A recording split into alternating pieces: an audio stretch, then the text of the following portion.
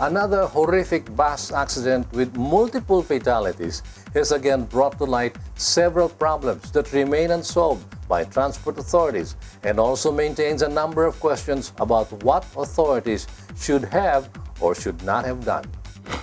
Over the past few years, road accidents involving buses that led to fatalities have raised questions about government's capability and willingness to make operations of public utility vehicles safer.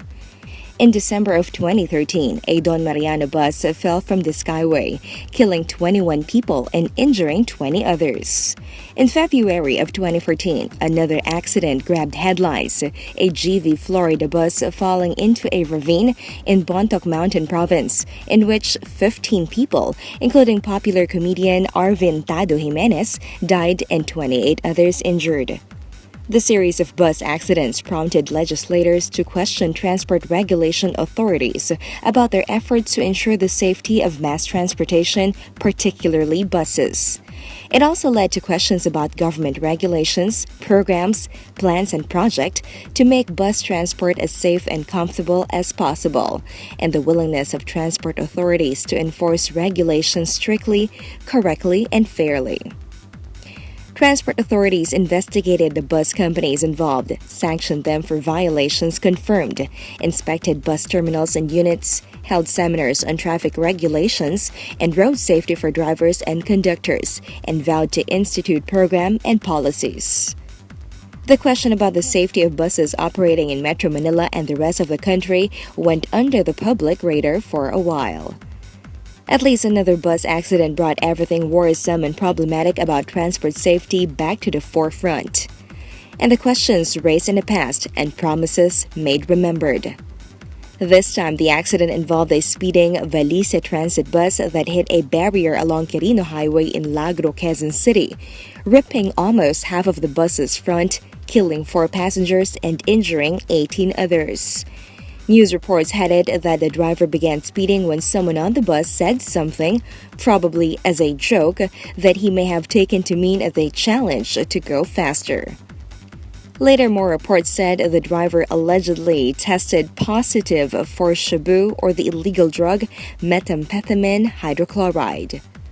The Land Transportation Franchising and Regulatory Board did all the proper things called for under its regulations, suspending all units under its franchise. But the questions cropped up. The bigger ones include a question on the alleged use of Shabu by the driver. Back in 2013, mandatory drug testing for applicants for new or renewed driver's license was stopped as mandated by the new anti-drug and drug driving law, although many thought the drug testing should be continued. After the latest bus accident linked to drugs, the Philippine Drug Enforcement Agency is again calling for mandatory drug testing, at least for drivers of public utility vehicles. The PDEA is also calling for greater responsibility and accountability for bus transport operators to ensure their drivers don't go to work with banned drugs, making them endanger the lives of passengers and pedestrians and other motorists on the street. Another question recalls the promise of the Land Transport Franchising and Regulatory Board, facing heat from legislators and the public last year over the fatal accidents, to move to have all buses installed with GPS system. While there appears to have been movement in that promise, for those appalled by the latest accident involving another speeding bus, the LTFRB isn't moving fast enough with the GPS idea. Then, there are questions about how local government authorities should also be made more responsible about enforcing speeding and other traffic regulations against buses. Following the accident, the Quezon City District Traffic Enforcement Unit has ordered the deployment of more traffic personnel to accident-prone areas in the city. But the biggest question should be the LTFRB's commitment to make bus companies comply with regulations that would make land transport safer and more efficient for all. The LTFRB, like all other agencies of the DOTC, should be focused always on safety, and there should be a longer-term view to policies and programs to bring mass transport, including the bus system, to the modern age.